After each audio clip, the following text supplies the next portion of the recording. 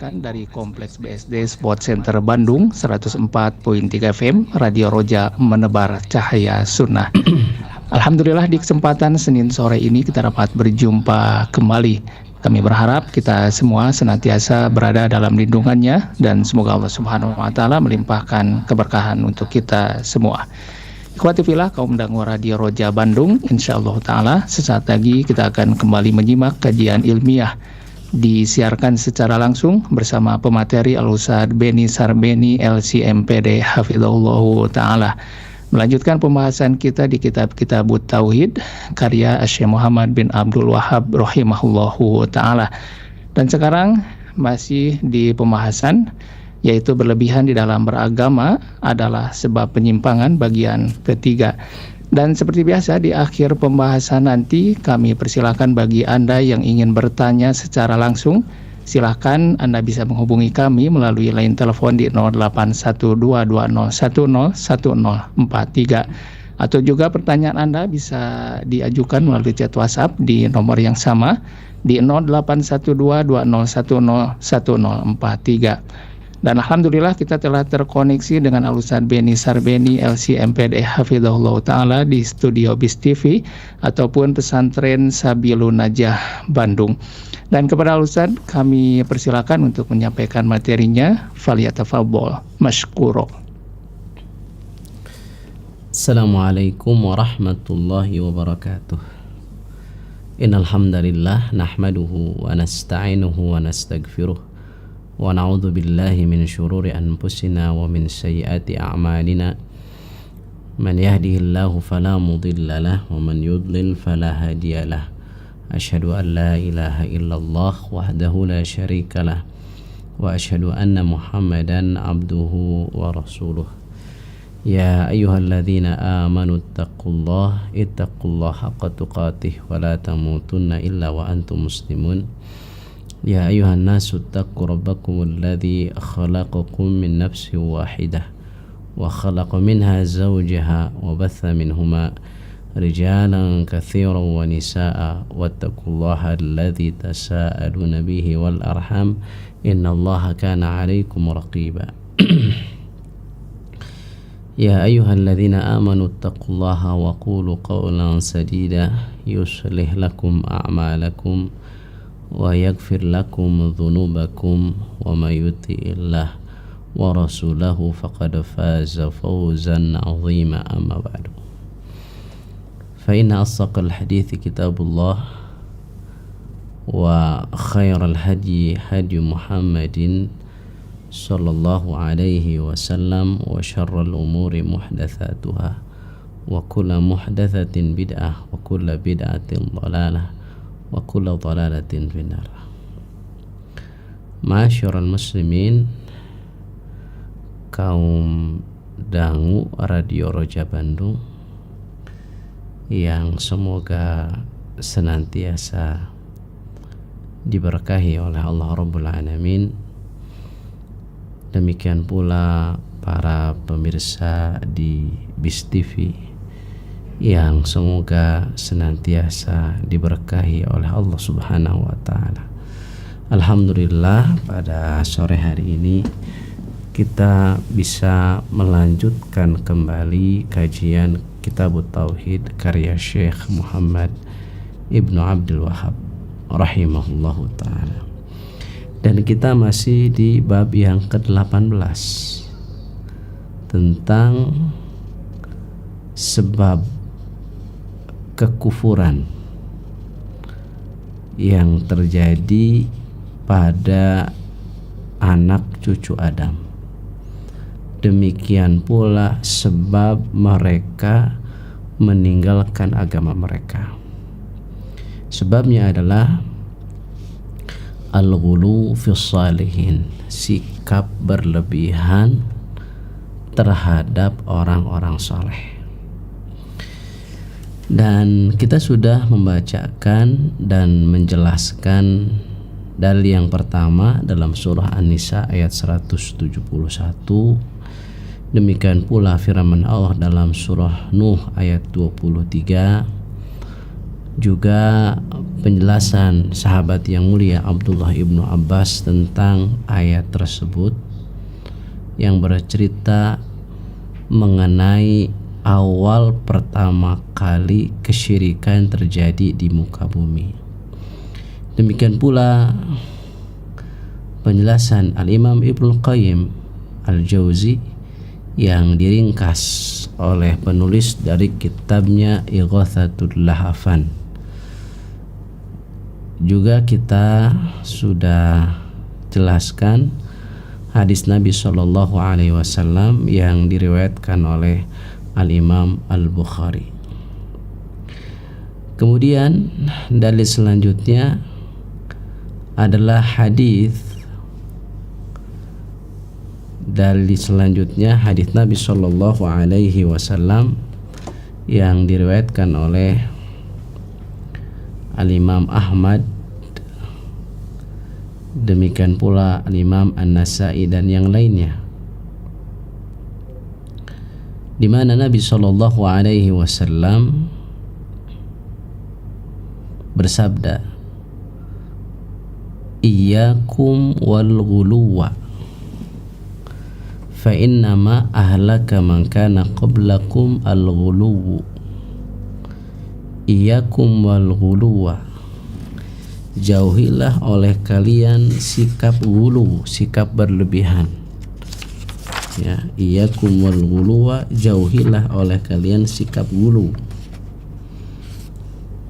Fa innama ahlaka man kana qablakum al-ghuluwu, karena yang menghancurkan orang-orang sebelum kalian atau yang mencelakakan orang-orang sebelum kalian adalah sikap ghulu, sikap berlebihan dalam agama.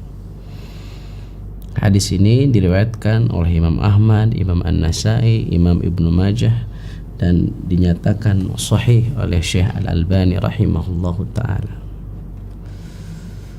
Dan hadis ini bersumber dari sahabat yang mulia, yaitu Abdullah ibnu Abbas. Hadis ini ada asbab urudnya, sebab datangnya hadis. Jadi kalau Al-Quran istilahnya asbabun nuzul, sebab turunnya ayat. Jadi asbabun nuzul itu untuk ayat Al-Quran. Kalau hadis istilahnya adalah asbabul wurud, sebab datangnya hadis. Sebagaimana yang dikisahkan oleh sahabat yang mulia Abdullah ibnu Abbas radhiyallahu taala anhuma ketika haji wada, saat Rasulullah Shallallahu Alaihi Wasallam sedang melempar jumrah Aqabah,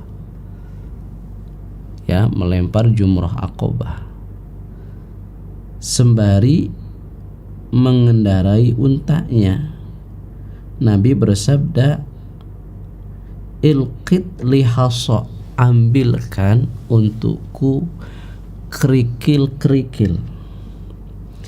Lalu Abdullah ibnu Abbas pun memengutkan 7 batu kerikil kecil untuk dilemparkan oleh Nabi Shallallahu Alaihi Wasallam. Kemudian Nabi Shallallahu Alaihi Wasallam meletakkan ke-7 kerikil tersebut pada telapak tangannya sembari bersabda, "Amthalu haula farmu." Kerikil seperti inilah yang hendaknya kalian lemparkan. Kemudian Nabi bersabda, "Ayuhan nas, iyyakumul ghulu fid din." Wahai manusia, janganlah kalian berlebihan dalam agama. Fa inna ma ahlaka man kana qablakum al-ghulu fid din. Karena sungguh yang menghancurkan atau membinasakan orang-orang sebelum kalian adalah sikap berlebihan mereka dalam agama. Jadi itu asbabul wurudnya, sebab datangnya hadis, yaitu ketika peristiwa haji wada, ya, Nabi minta diambilkan 7 butir kerikil untuk melempar jumrah. Lalu diambilkan oleh Abdullah ibn Abbas batu-batu kecil. Kata Nabi, ya seperti ini, ya bukan batu-batu besar, tapi batu-batu kecil atau kerikil-kerikil. Nah, Nabi SAW dalam hadis ini bersabda, iyyakum wal ghulu, jauhi oleh kalian sikap gulu, berlebihan dalam agama, termasuk di dalamnya berlebihan dalam memuji ya orang-orang saleh. Bahkan baginda Nabi SAW pun tidak boleh berlebihan dalam memuji baginda Nabi SAW, sebagaimana yang Nabi sabdakan dalam hadis sebelumnya, la tutruni kama atratin nasara ibnu Maryam, jangan kalian berlebihan dalam memujiku sebagaimana umat Nasrani berlebihan memuji Isa ibnu Maryam. Karena sikap gulu ini menghancurkan seseorang, mencelakakan seseorang. Bahkan sebagaimana dalam kisah yang juga dibawakan oleh Abdullah ibn Abbas radhiyallahu anhuma, bahwa sebab kesyirikan terjadi pertama kalinya di muka bumi adalah sikap gulu, berlebihan terhadap orang-orang soleh. Baik, kemudian dalil yang terakhir ya, dalil sebuah hadis yang diriwayatkan oleh Al-Imam Muslim dari sahabat Abdullah ibnu Mas'ud radhiyallahu anhu, bahwa Rasul sallallahu alaihi wasallam bersabda, halakal mutanatti'un. Qalaha thalathan, Nabi mengatakannya sebanyak 3 kali. Halakal mutanatti'un, halakal mutanatti'un. Celakalah orang yang berlebihan. Yang kalau mendalami sesuatu misalnya berlebihan, melewati batas. Ya. Termasuk dalam hal ini dalam memuji orang-orang soleh, termasuk dalam hal ini dalam menyikapi dalil. Misalnya manhaj ahlus sunnah wal jamaah, metode ahlus sunnah wal jamaah dalam menerima dalil terkhusus terkait dengan perkara-perkara gaib adalah taslim, berserah diri. Sebagaimana yang Allah Subhanahu wa taala firmankan tentang orang-orang beriman di ayat sebelum terakhir dari surah Al-Baqarah. Amanar rasul bima unzila ilaihi min rabbih wal mu'minun kullun amana billahi wa malaikatihi wa kutubihi wa rusulihi la nufarriqu baina ahadin min rusulihi wa qalu sami'na. Dan Rasul demikian pula orang-orang yang beriman. Mereka semua beriman ya kepada apa yang diturunkan kepadanya.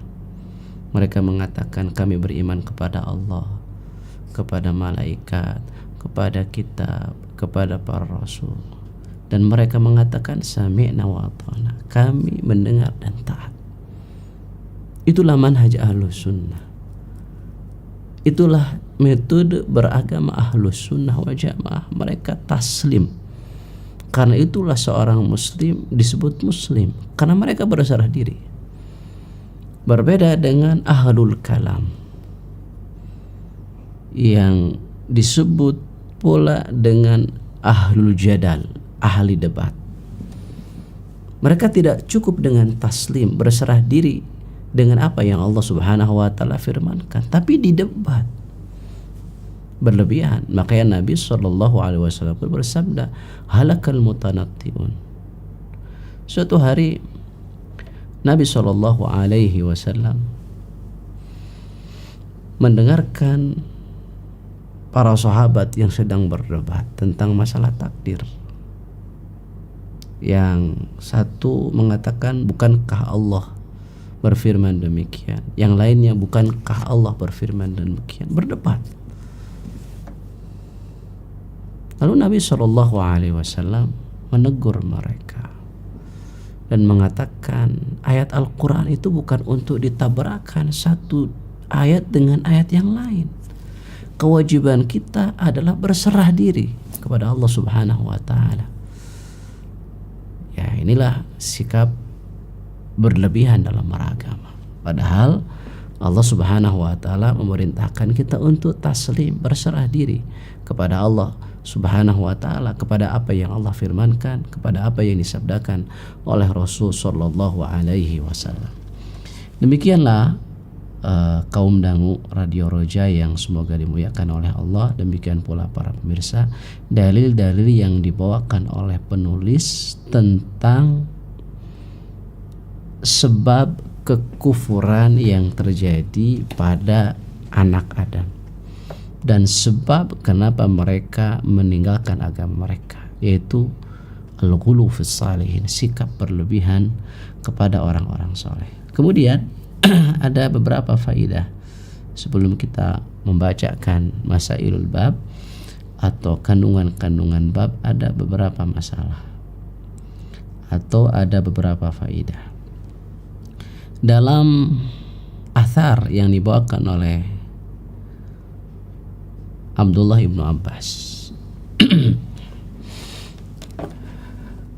Abdullah ibnu Abbas bercerita tentang firman Allah dalam surah Nuh bahwa Wad, Suwa, Yaghus, Ya'uq, Nasr, 5 patung ini awalnya adalah nama orang-orang soleh. Wad, Suwa, Yaghus, Ya'uq, Nasr, 5 patung ini awalnya adalah nama orang-orang soleh yang tentunya punya pengikut. Ketika 5 orang soleh ini meninggal, datanglah setan untuk menyesatkan manusia.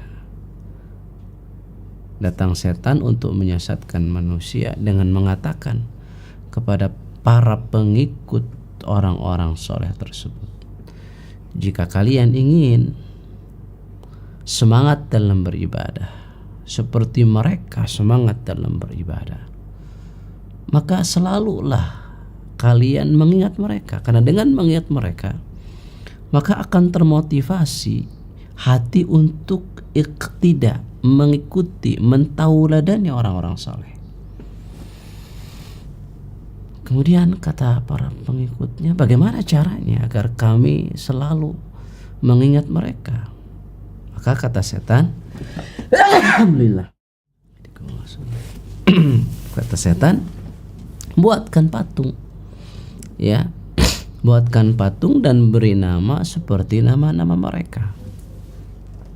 Akhirnya dibuatkanlah patung. Jadi dibuatkanlah patung. Jadi ada patung Wadda, ada patung Suwa, ada patung Yaghus, ada patung Ya'uq, ada Nasr. Nah, awalnya tidak disembah. Patung-patung tersebut tidak disembah. Hanya sebagai pengingat saja. Ya, serupa sebagaimana yang sebagian orang lakukan sekarang ini. Misalnya membuat patung para pahlawan atau lukisan para pahlawan lalu dipasang ya di dinding dengan tujuan untuk mengingat jasa mereka, sehingga kita termotivasi berjuang seperti mereka berjuang, semangat dalam ibadah seperti mereka pun semangat dalam beribadah. Seperti itu awalnya. Setelah 100 tahun ganti generasi. Di sini dikatakan oleh Abdullah ibnu Abbas, hatta idza halaka ulaik, sehingga ketika generasi pertama itu meninggal. Wa nusiyal ilmu, dan dilupakanlah ilmu. Maksudnya dilupakan alasan kenapa patung-patung itu dibuat. Ubidat, akhirnya disembah.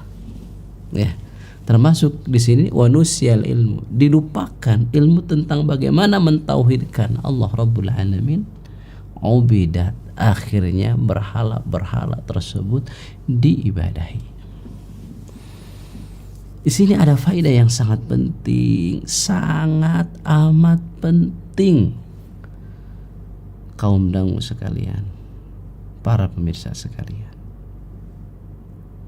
bahwa di antara langkah setan, langkah iblis dalam menjerumuskan manusia ke lubang kekufuran atau kesyirikan adalah bagaimana ilmu tauhid itu dilupakan. Itu dia. Bagaimana ilmu tauhid itu dilupakan. Wal waqi' syahid, dan fakta di lapangan itu jadi bukti sekarang ini. Banyak di antara kaum muslimin ma yafham, tidak faham apa makna la ilaha illallah. Banyak di antara kaum muslimin itu nggak faham apa rukun la ilaha illallah. Banyak di antara mereka apa syarat la ilaha illallah. Banyak di antara mereka tidak bisa membedakan mana tauhid, mana syirik. Hatta idza halaka haula idza halaka ulaik wa nusiyal ilmu ubidat. Akhirnya berhala-berhala tersebut disembah. Itulah di antara perangkap setan. Maka faidah lainnya adalah dakwah yang sebenarnya adalah dakwah yang menjadikan tauhid sebagai usul, sebagai pondasi. Maka tidak boleh dakwah tauhid itu berhenti bagaimanapun, tidak boleh. Dakwah tauhid harus ada di soft terdepan. Dakwah tauhid harus menjadi prioritas utama. Karena itu kita dapati para ulama menulis tentang pentingnya ad-dakwah ila tauhidillah, dakwah bagaimana mengajak manusia mentauhidkan Allah. Asy-Syaikh Al-Albani menulis kitab berjudul At-Tauhidu Awalan ya Du'atul Islam. Wahai para dai, tauhid itu lebih utama. Anehnya sebagian kaum muslimin merasa bosan dengan kajian-kajian tauhid. Bahkan peminatnya berkurang jika dibandingkan dengan kajian-kajian lain. Kalau misalnya nih kajiannya tentang ekonomi Islam, ya, tentang muamalah, rajin, bahkan bayar pun oke, nggak masalah. Tapi ketika kajiannya bertemakan tauhid, berkurang. Padahal di sini sebagaimana dikatakan oleh Abdullah ibnu Abbas, hatta idza halaka ulaik wa nusiyal ilmu. Ketika mereka sudah meninggal, ilmunya sudah dilupakan, ubidat, akhirnya disembah itu berhala. Ya, itu faidah pertama yang ini saya sampaikan. Faidah yang kedua, perkataan Al-Imam Ibnu Qayyim sebagaimana diringkas oleh Syekh Muhammad dari kitab Ighatsatul Lahfan. Di sini saya akan bacakan tentang langkah-langkah setan, bagaimana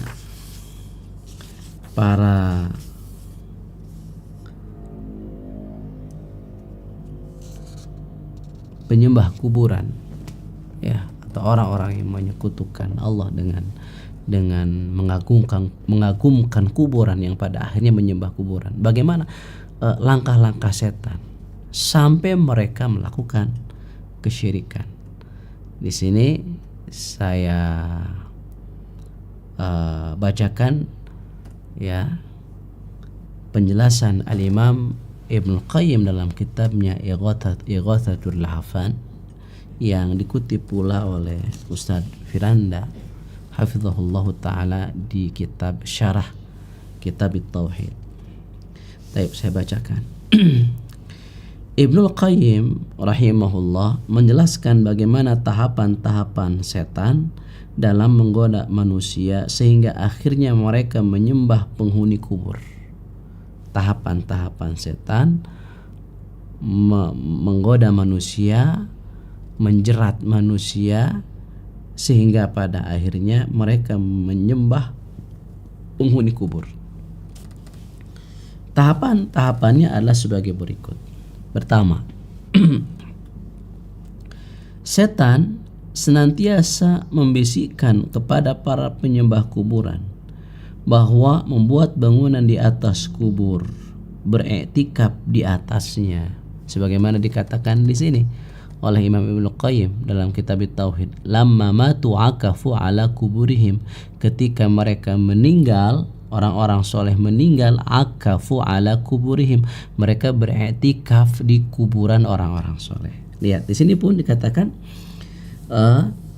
setan senantiasa membisikkan kepada para penyembah kuburan bahwa membuat bangunan di atas kubur, beriktikaf di atasnya, dan menjadikan ibadah di sisi kuburan sebagai perayaan rutin, ya, sebagai wujud kecintaan mereka kepada para nabi dan orang-orang soleh. Itu godaan pertama, ya, itu perangkap pertama. Mereka membuat perangkap dengan menghembuskan kesesatan bahwa duduk di sisi kuburan orang soleh, beriktikaf di sana, membuat bangunan di atas kuburan, ya, bahkan melakukan perayaan secara rutin, itu wujud dari kecintaan mereka kepada Nabi dan orang-orang saleh. Bahkan ketika kita tegur bahwa hal itu termasuk kemungkaran, mereka membantahnya dengan mengatakan, kalian tidak mencintai orang-orang saleh, kalian tidak mencintai para wali, kalian tidak mencintai para nabi, kalian merendahkan para wali, kalian merendahkan para ulama, ujung-ujungnya kalian Wahabi, kan gitu. Ya, itu perangkap yang pertama. Kemudian yang kedua, ini kata Imam Ibnu Qayyim dalam kitabnya Ighathatul Lahfan. Yang kedua, setan membisikkan kepada mereka bahwa doa yang dipanjatkan di sisi kuburan adalah mustajab, serta lebih baik daripada doa di masjid atau di waktu-waktu sepertiga malam terakhir. Itu yang kedua, perangkap yang kedua. Setan mengatakan bahwa berdoa di sisi kubur orang soleh itu mustajab, padahal nggak ada dalilnya, sama sekali tidak ada dalilnya. Ya, bahkan mengatakan bahwa berdoa di sisi kuburan lebih utama daripada doa di masjid, bahkan lebih utama daripada sholat di sepertiga malam terakhir atau doa di sepertiga malam terakhir. Bahkan ada sebagian di antara mereka yang mengatakan kuburan Nabi SAW atau berdoa dengan menghadap ke kuburan Nabi SAW lebih utama daripada berdoa menghadap Ka'bah, sebagaimana yang dinukil atau dijelaskan oleh Syekh Muhammad Ibnu Shalih dalam kitabnya Al-Qaulul Mufid. Ada orang yang seperti itu. Jadi kalau doa itu menghadap ke Madinah, membelakangi Ka'bah. Na'udzubillah tsumma na'udzubillah min dzalik. Dan kita pun bisa menyaksikan orang yang pergi ke Madinah, sebagian orang berdoanya itu bukan ke kiblat, tapi berdoa itu menghadap kuburan baginda Nabi sallallahu alaihi wasallam. Kemudian jika hal itu sudah tertanam di hati mereka, jika telah tertanam di hati mereka bahwa berdoa di sisi kuburan para wali itu lebih utama daripada doa di masjid misalnya, Maka setan melanjutkan pada tahapan berikutnya. Jika sebelumnya mereka berdoa kepada Allah di sisi kuburan orang soleh, jadi berdoanya masih kepada Allah tapi di sisi kuburan orang soleh, setan kembali meningkatkan bisikannya agar mereka menjadikan mayat orang soleh tersebut sebagai perantara penyampai doa mereka kepada Allah, atau yang sering disebut dengan istilah bertawassul. Ya, seperti perkataan sebagian mereka, ya Allah, aku memohon kepadamu dengan nama si fulan, ya, atau aku memohon kepadamu dengan kedudukan si fulan. Seperti mengatakan, ya Rabbi bil Mustafa, ya Rabbi bil Mustafa, itu kan tawassul. Tawassul dengan Nabi Shallallahu Alaihi Wasallam atau dengan zat Nabi Shallallahu Alaihi Wasallam. Kemudian jika ini sudah tertanam di hati mereka, setan akan meningkatkan lagi bisikannya agar mereka meminta dan berdoa langsung kepada orang soleh. Ya, kalau tadi masih bertawassul dengan orang soleh, sekarang lebih dari itu, meminta langsung kepada orang yang sudah meninggal. Tentunya ini kesyirikan, ya. Kemudian jika ini sudah tertanam dalam hati mereka, setan akan masuk ke tahapan berikutnya, yaitu menjadikan kuburan tersebut sebagai berhala yang disembah. Akhirnya mulailah mereka menerangi kuburan. Ya, kalau sudah menjadi berhala yang disembah, mulailah mereka menerangi kuburan tersebut dengan lampu dan lentera. Dipasang lampu, dipasang lentera, ya, menghiasinya dengan kain dan tirai, membangun masjid di atasnya, lalu mereka pun sujud kepadanya, tawaf di sekelilingnya, menciumnya, mengusapnya, bahkan berhaji ke sana dan menyembelih untuk mayat orang soleh yang menghuninya. Setelah itu setan beranjak pada tahapan berikutnya, yaitu mereka menjadikan aktivitas di sisi kuburan orang soleh tersebut sebagai perayaan rutin yang selalu dituju pada waktu dan momen tertentu. Mereka pun mulai mengajak masyarakat untuk mengagungkan kuburan. Jadi awalnya tadi, ya, kuburan itu diagungkan, dibesarkan, dibuat kubah, ya, kemudian didatangi, i'tikaf di sana, berdoa kepada Allah, masih berdoa kepada Allah, masih kepada Allah, tapi berdoanya di sisi kuburan dan meyakini bahwa berdoa di situ lebih afdal daripada doa di masjid. Pada akhirnya menyembah kuburan, ya, meminta kepada kuburan. Kalau sudah seperti itu, kuburan dijadikan berhala. Nabi SAW pernah berdoa kepada Allah, Allahumma la taj'al qabri wathanan yu'bad. Allahumma, ya Allah, la taj'al qabri, jangan kau jadikan kuburanku wathanan yu'bad, berhala yang disembah. Ini memberikan faedah bahwa kuburan itu bisa jadi berhala. Ya, kuburan bisa jadi berhala. Makanya Nabi meminta kepada Allah. Bagaimana perjalanan kuburan itu bisa jadi berhala? Sebagaimana yang dikatakan oleh Abdullah ibnu Abbas tadi. Ya, awalnya cuma mengagungkan saja, cuma menjadikan orang soleh sebagai tauladan. Tapi pada ujungnya, ya, menjadi wathanan yu'bad, berhala yang disembah.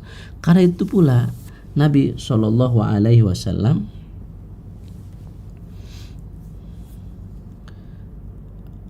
sangat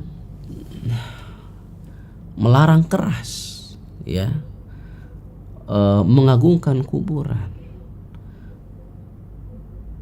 Bahkan di awal Islam ziarah kubur pun dilarang. Sebagaimana dalam sabdanya, kuntu nahaitukum an ziyaratil kubur fazuruha. Dulu aku pernah melarang kalian ziarah kubur, fazuruha, sekarang silahkan kalian ziarah kubur. Demikian pula larangan meninggikan kuburan, sebagaimana diwasiatkan oleh sahabat yang mulia Ali bin Abi Thalib kepada muridnya Abu Hayyaj al-Asadi. Beliau mengatakan, Ali bin Abi Thalib berkata kepada muridnya Abul Hayyaj Al-Asadi, ala ab'athuka ala ma ba'athani alaihi Rasulullah sallallahu alaihi wasallam alla tada' timthalan illa tamastahu wala qabran musyrifan illa sawaitahu. Maukah kau aku utus untuk melaksanakan suatu perintah yang juga pernah Rasulullah sallallahu alaihi wasallam perintahkan kepadaku. Jadi Rasul sallallahu alaihi wasallam pernah memerintahkan hal ini kepada Ali bin Abi Thalib radhiyallahu taala anhu. Kemudian Ali memerintahkan kepada muridnya yaitu Abul Hayyaj Al-Asadi. Apa isi perintahnya?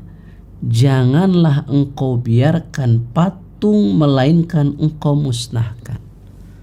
Ya, janganlah kau dapati patung kecuali engkau musnahkan. Ya, kalau ada patung musnahkan.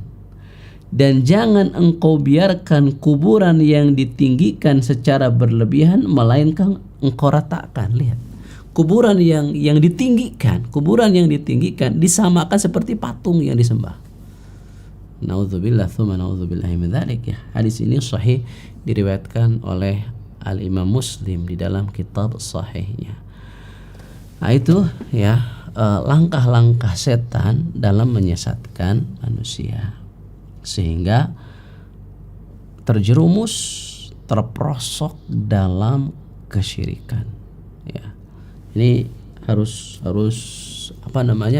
disebarkan luas ini, bahwa di antara pesan Rasul kepada Ali bin Abi Thalib yang juga dipesankan oleh Ali kepada muridnya yaitu Abul Hayyaj Al-Asadi adalah alla tada' timthalan illa tamastahu. Jangan kau tinggalkan patung kecuali engkau hancurkan. Jadi setiap kali patung didapatkan, hancurkan.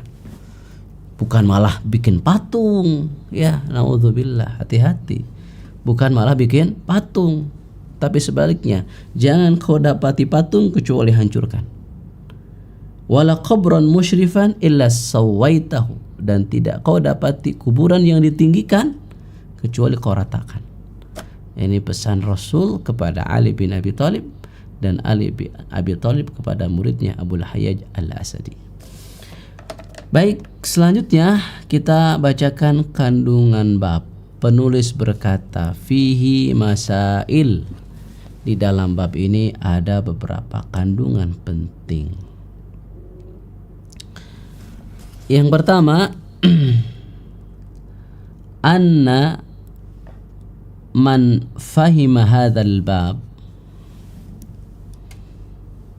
wa babaini ba'dahu. Sungguh orang yang faham bab ini, bab yang ke-18 ya, wa babaini ba'dahu, dan dua bab yang ada setelahnya, bab ke-19 dan ke-20, tabayyana lahu, maka jelas untuknya ghurbatul Islam, bagaimana Islam itu asing. Itu asing. Ini ditulis oleh Syekh Muhammad ya sekitar hampir 400 tahun yang lalu. 400 tahun yang lalu itu sudah dirasakan asing ya. Lalu bagaimana dengan Islam di zaman kita sekarang? Karena sebagaimana yang dikatakan oleh Anas bin Malik dari Rasul sallallahu alaihi wasallam, la ya'ti zaman illa fahuwa syarr. Tidak datang suatu zaman kecuali zaman setelahnya lebih buruk dari sebelumnya. Nah, wara'a min qudratillahi wa taqlibihi lil qulub al-ajab. Dia akan melihat ya keajaiban gitu. Bagaimana qudratullah, kekuasaan Allah, dan bagaimana Allah itu membalikkan hati. Bagaimana Allah itu membalikkan hati manusia. Dia akan melihat keajaiban bagaimana Allah Subhanahu wa taala Maha Kuasa, terkhusus bagaimana Allah membalikkan hati manusia. Jadi orang yang faham bab ini, bab yang kita bahas bahwa tentang bahwasanya al-ghulu fis salihin, sikap berlebihan kepada orang soleh adalah sebab kekufuran dan sebab manusia meninggalkan agama mereka. Bab setelahnya, bab yang ke-19 tentang at-taglid fi man abadallah inda qabri rajulin salih, yaitu larangan keras bagi orang yang beribadah kepada Allah di sisi kuburan orang soleh. Beribadahnya kepada Allah tapi dilaksanakan di sisi kuburan orang soleh. Itu bab yang akan kita bahas, bab ke-19. Bab yang ke-20 yaitu tentang bahwasanya gulu ya pada kuburan orang-orang soleh itu menjadikan kuburan sebagai berhala, ya, menjadikan kuburan sebagai berhala. Nah, orang yang memahami bab ini dan dua bab setelahnya akan melihat bagaimana agama Islam itu asing, sebagaimana yang disabdakan oleh Rasul sallallahu alaihi wasallam, bada al-islamu ghariban wa sayaudu ghariban kama bada fatuba lil ghuraba. Islam dulu datang dalam keadaan asing, kembali nanti di akhir zaman dalam keadaan asing sebagaimana Islam datang. Kayak sekarang ini, ya, ketika kita mendakwahkan, mengajak manusia untuk mentauhidkan Allah, memperingatkan manusia akan bahaya syirik, mengajak manusia untuk kembali kepada sunnah atau ajaran Rasulullah, memperingatkan manusia akan bahayanya bid'ah. Justru sekarang dijadikan ukuran bahwa dakwah yang intoleran gitu ya, atau dakwah yang radikal adalah ketika telah mengatakan kata-kata tauhid atau syirik atau sunnah atau bid'ah, ya, oleh sebagian orang dijadikan ciri gitu. Dakwah yang radikal itu adalah dakwah yang dikit-dikit tauhid, dikit-dikit bahaya syirik, dikit-dikit sunnah, dikit-dikit bahaya bid'ah. Nah, itu cirinya. Jadi asing gitu Islam. Demikian pula kalau kita sekarang mengatakan misalnya, jangan kalian meninggikan kuburan, jangan kalian beribadah di sisi kuburan, jangan kalian misalnya membuat tulisan di kuburan atau mengecat kuburan, itu jadi aneh gitu bagi masyarakat. Karena memang kebanyakan masyarakat melanggar aturan baginda Nabi Shallallahu Alaihi Wasallam, melanggar aturan Islam. Padahal ini masalah penting. Kenapa? Karena dengan sebab ini manusia jatuh ke dalam kesyirikan. Sebagaimana tadi kisah yang dibawakan oleh Abdullah ibnu Abbas radhiyallahu anhu ketika membahas surah Nuh. Sekarang banyak kita dapati, ya, dibuat patung atau dibuat lukisan seorang ulama misalnya, atau foto seorang ulama yang dipasang besar di ruang tamunya, dipasang itu foto. Kalau kita tanya apa tujuannya? Mereka pasang foto para ulama misalnya di ruang tamu, ya untuk mengingat jasa mereka. Mengingat jasa mereka kan sama saja, persis seperti yang diceritakan oleh Abdullah ibnu Abbas tentang kaum Nabi Nuh ketika dibisiki setan supaya bikin patung. Tujuannya apa? Mengingat jasa mereka, mengingat jasa orang-orang saleh. Sama persis. Tapi kok jadi aneh gitu? Orang yang melarang hal itu menjadi aneh. Padahal itulah ajaran baginda Nabi Sallallahu Alaihi Wasallam. Baik, ini kandungan bab yang pertama. Kandungan bab yang kedua, ma'rifat awwali syirkin hadatha fil ardi annahu bisyubhatis salihin. Mengetahui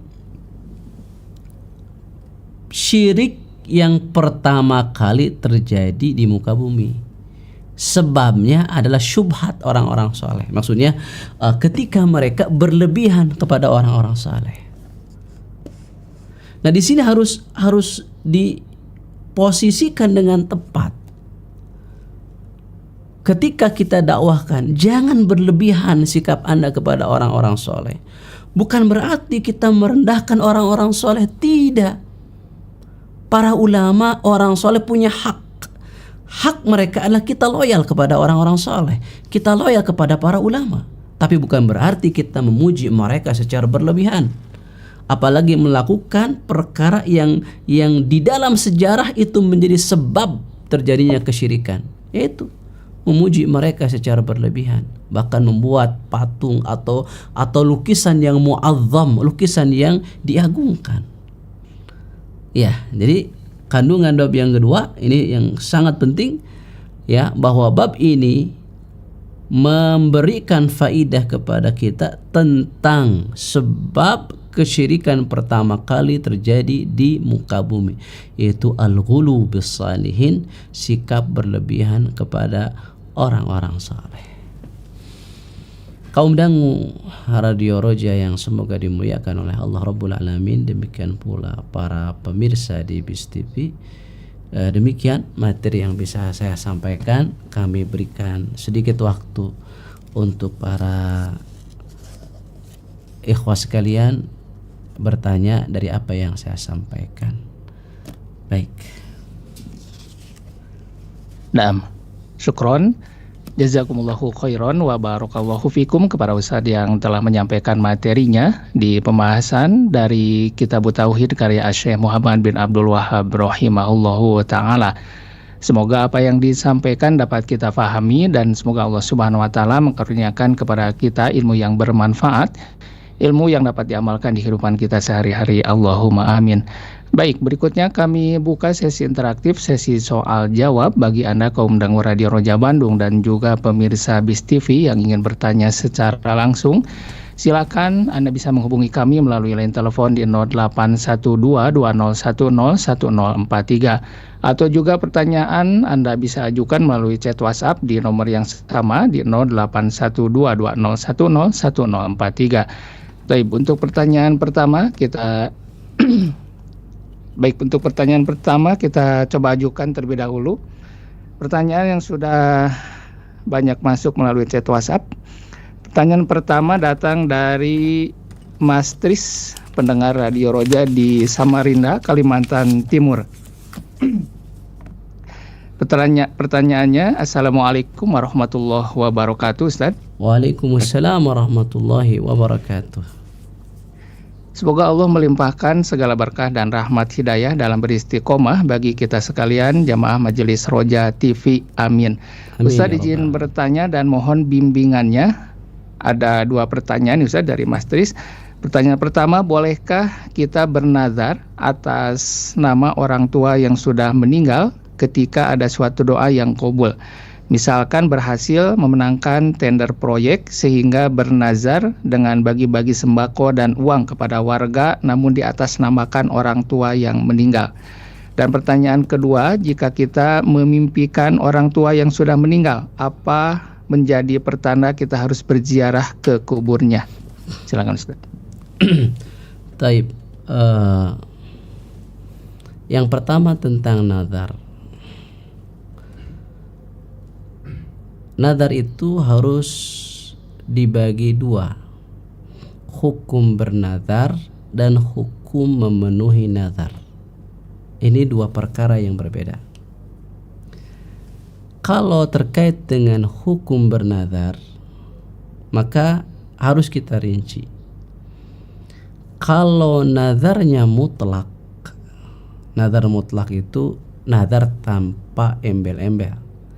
Misalnya, bulan depan saya bernazar untuk bersodakoh kepada fakir miskin dan pahalanya saya hadiahkan untuk orang tua yang telah wafat. Nah, seperti itu, nazar mutlak, ya, tanpa embel-embel. Maka ini boleh, ya, ini bagus. Yang kedua adalah nazar muqayyad, nazar yang pakai embel-embel.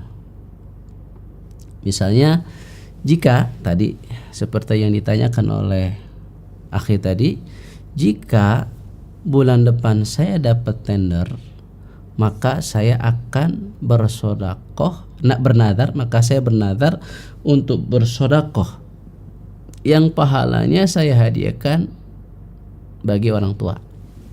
Seperti itu. Nah, itu nazar muqayyad. Artinya ada embel-embel kalau saya dapat tender. Berarti kalau nggak dapat tender nggak jadi. Nah, para ulama memakruhkan bernadar dengan macam yang kedua, karena memang ada hadis Nabi SAW bahwa nadar seperti itu tidak dilakukan kecuali oleh orang yang pelit. Itu terkait bernadar. Adapun hukum memenuhi nadar, mau nadar yang mutlak, mau nadar yang muqayyad, hukumnya adalah wajib. Dan orang yang memenuhi nadar itu dipuji. Ya, baik. Jadi itu terkait pertanyaan yang pertama. Yang kedua, tadi apa yang kedua tuh? Memimpikan orang tua. Memimpikan orang tua. Memimpikan orang tua apakah pertanda bahwa kita harus berziarah kepada orang tua? Wallahu alam, saya tidak tahu ya tentang makna mimpi. Yang jelas kita dianjurkan untuk berziarah, terkhusus berziarah kepada orang tua kita.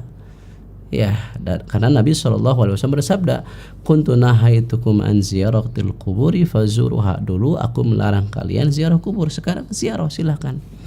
Ya, dan Nabi pun mempraktekkan, mencontohkan dengan perbuatan. Nabi pernah berziarah di malam hari ke pemakaman baqi dan mendoakan mereka. Nah, kita pun sama, mengikuti ajaran Nabi dalam hal ini kita berziarah, terkhusus menziarahi makam orang tua kita yang telah wafat. Ya, mau dengan mimpi, mau tanpa mimpi, yang jelas ziarah kepada orang tua itu sangat amat dianjurkan dan mendoakan mereka pula. Demikian, wallahu a'lam. Nah, syukron, jazakumullahu khairan atas jawaban yang telah diberikan. Semoga bisa dipahami untuk Mas Tris yang berdomisili di Samarinda, Kalimantan Timur, dan juga semoga bermanfaat untuk kita semua. Baik, pertanyaan berikutnya masih dari Kalimantan Timur. Kali ini dari Sangatta, Kutai Timur. Assalamualaikum warahmatullahi wabarakatuh, Ustaz. Waalaikumsalam warahmatullahi wabarakatuh. Afwan, mau bertanya di luar tema. Saya Umu Abdullah di Sangatta. Ketika saya sedang haid, suami meminta dilayani dan saya layani. Tapi saya suka tidak tahan, ingin juga melampiaskan hasrat saya. Namun tidak bisa karena sedang haid. Akhirnya saya jadi mudah tergoda dengan laki-laki lain karena hasrat saya belum terpenuhi. Mohon solusi dari Pak Ustadz supaya saya tidak terjerumus ke jurang kemaksiatan atau perzinahan. Terima kasih. Silakan Ustadz. Kurang jelas ya. Yang pertama gimana kalimatnya? Ketika sedang haid. Nah, ketika saya sedang haid, suami meminta dilayani dan saya layani. Tapi saya suka tidak tahan, ingin juga melampiaskan hasrat saya, namun tidak bisa karena sedang haid.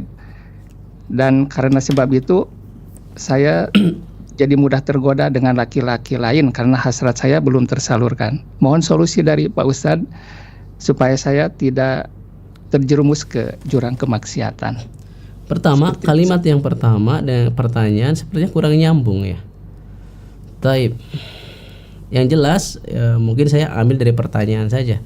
Bagaimana agar tidak tergoda dengan laki lain? Yang pertama tentunya kita harus bertakwa. Bertakwa kepada Allah Subhanahu wa taala. Kalau kita lihat dalam khutbatul hajahnya Nabi SAW, ya, maka kalimat yang ada dalam khutbatul hajah adalah 3 ayat. Ya, di antaranya 3 ayat yang isinya semuanya ittaqullah. Ya ayyuhalladzina amanu taqullah, ya ayyuhan nasu taqullah, ya ayyuhalladzina amanu taqullah. Dan kita tahu bahwa khutbatul hajah ini adalah kalimat yang pertama kali Nabi SAW sampaikan sebelum akad.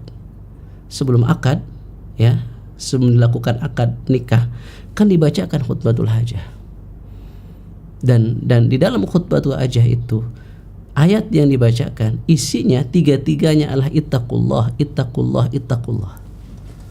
Maka modal yang paling utama ya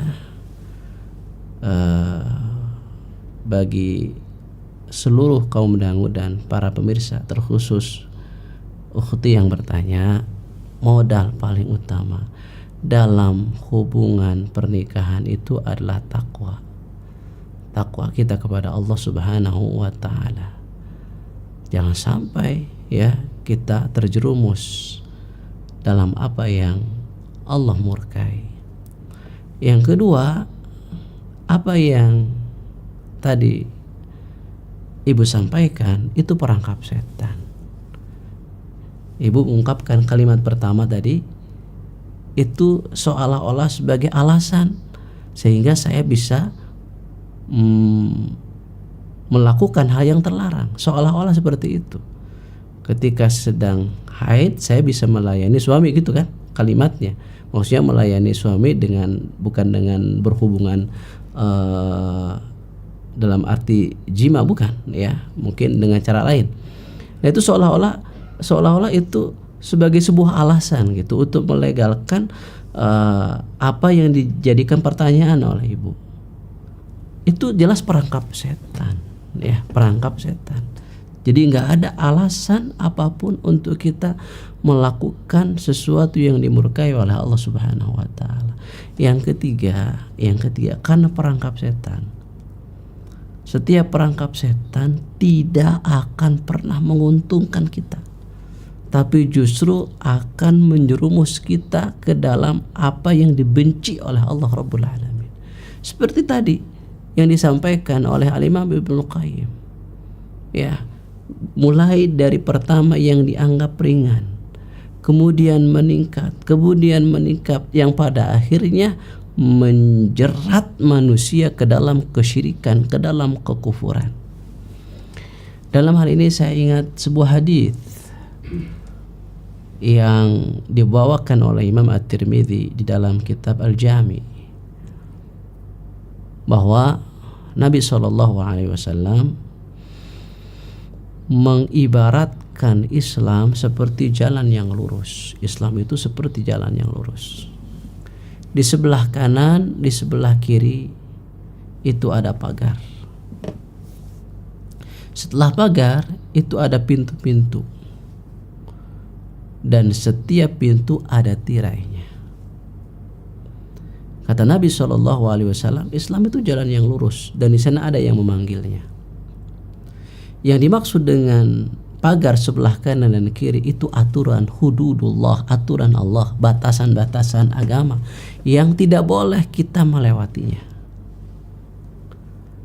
Batasan agama misalnya, kebutuhan biologis manusia hanya dengan nikah, tidak boleh melewatinya dengan zina. Itu batasan agama. Kemudian setelah pagar tadi ada pintu-pintu. Di pintu itu ada tirai kan tadi. Nah, pintu-pintu tersebutlah pintu-pintu maksiat. Dan kalau orang sudah melewati pagar, dia akan menuju pintu tersebut dan berusaha untuk membuka tirai yang ada dalam pintu tersebut.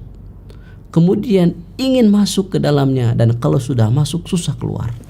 Itulah manusia ini digoda oleh setan untuk masuk ke lubang maksiat, kefasikan, bahkan kekufuran. Kalau sudah masuk susah keluar. Kalau sudah menjadi candu susah untuk tobatnya. Itu. Jadi mumpung masih di awal ini, maka rem, jangan sampai melewatinya. Tobat, beristighfar, bahkan meminta kepada Allah Rabbul Alamin agar kita dijaga, hati ini dijaga oleh Allah Rabbul Alamin. Karena itu doa di antara yang dianjurkan oleh Nabi SAW adalah membaca ya muqallibal qulub tsabbit qalbi ala dinik. Ya Allah yang membolak-balikan hati, tetapkanlah hatiku di atas agamamu. Baca doa itu ketika kita sujud. Demikian wallahu alam. Nah, Terima kasih, jazakumullahu khairan atas jawaban yang telah disampaikan. Semoga bermanfaat, wabil khusus untuk Ummu Abdullah tadi yang berdomisili di Kutai Timur, dan juga semoga bermanfaat untuk kita semua. Baik, pertanyaan berikutnya dari pemirsa BIS TV. Semoga Allah menjaga dan merahmati Ustadz dan kru semua. Izin Amin, ya bertanya, Rabbal Afan Alamin. di luar tema. Anak kami belajar dari ustadznya bahwa barang pinjaman yang hilang atau rusak tidak perlu diganti. Benarkah ini Ustadz? Pada prakteknya mungkin karena belum dewasa, barang-barang yang mereka saling pinjam sangat sering hilang dan kami orang tua kewalahan dengan banyaknya barang yang sudah hilang atau rusak oleh dirinya dan teman-temannya. Mohon nasihatnya dari Ustadz. Silakan. Taib, ya. Barang pinjaman kalau hilang nggak bertanggung jawab gitu ya. Baik. Wallahu alam, saya belum bisa jawab ini terkait dengan bab bab i'arah ya, bab hukum pinjam meminjam ya, fikih muamalah. Wallahu alam. Baik, terima kasih. Pertanyaan berikutnya kami coba ajukan kembali yang sudah masuk melalui chat WhatsApp dari Ummu Adam di Bandung. Assalamualaikum Ustadz, izin bertanya. Waalaikumsalam warahmatullahi wabarakatuh. Anak kami mondok, jadi kami jarang sekali bertemu. Bolehkah kami sebagai orang tua meruqyah anak-anak dari jauh dengan membacakan surat Al-Baqarah agar terhindar dari hasad atau ain, selain juga mendoakan di waktu-waktu yang mustajab? Terima kasih. Silakan. Tapi saya tidak tahu adanya ajaran meruqyah jarak jauh ya. Yang saya tahu meruqyah ya langsung kepada orangnya, misalnya dengan kalau sakit dia pegang mana letak tempat yang dia rasakan sakit, lalu kita bacakan Al-Quran atau doa-doa dari Nabi SAW. Adapun ruqyah jarak jauh saya tidak tahu, wallahu alam. Yang jelas dan yang pasti adalah kita mendoakannya, semoga Allah melindunginya, wallahu alam. Baik, terima kasih. Jazakumullahu khairan atas jawaban yang telah diberikan. Semoga bermanfaat untuk penanya dan juga untuk kita semua. Baik, pertanyaan berikutnya dari Ibu Niar di Bandung. Mau tanya, teman saya mau pensiun. Selama kerja diberi gunting, hektar, kertas, solatif, dan lakban. Nah, ketika pensiun, barang-barang itu kalau dibawa pulang, haramkah Ustadz? Baik, terima kasih.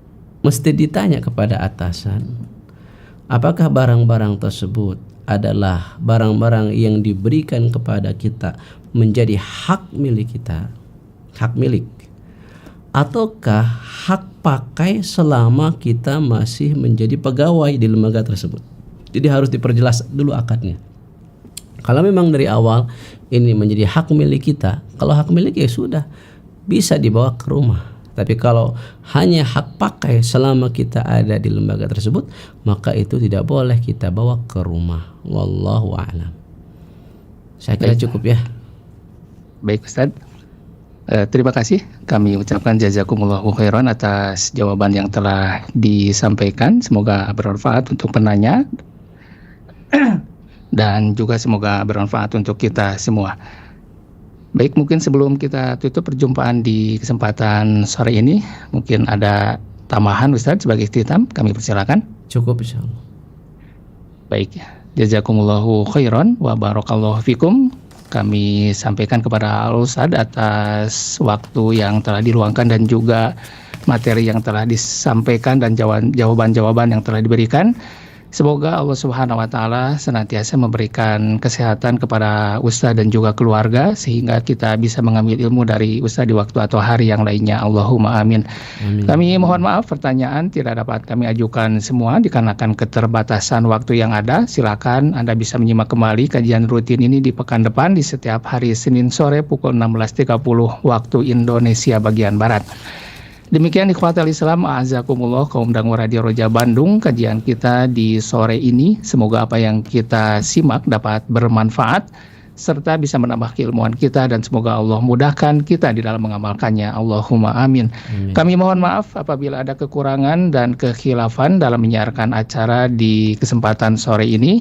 Kami ucapkan terima kasih, jazakumullahu khairan atas kebersamaan Anda di 104.3 FM Radio Roja Bandung. Akhirnya kami yang bertugas pamit undur diri. Kita tutup dengan doa kafaratul majelis. Subhanakallahumma bihamdika asyhadu alla ilaha illa anta astaghfiruka wa atubu ilaik. Wassalamualaikum warahmatullahi wabarakatuh. Agama itu mudah. Cukupkanlah dengan apa yang diajarkan oleh Rasul dan dipraktekkan oleh para sahabat. Belajar Islam, berilmu sebelum berucap dan beramal.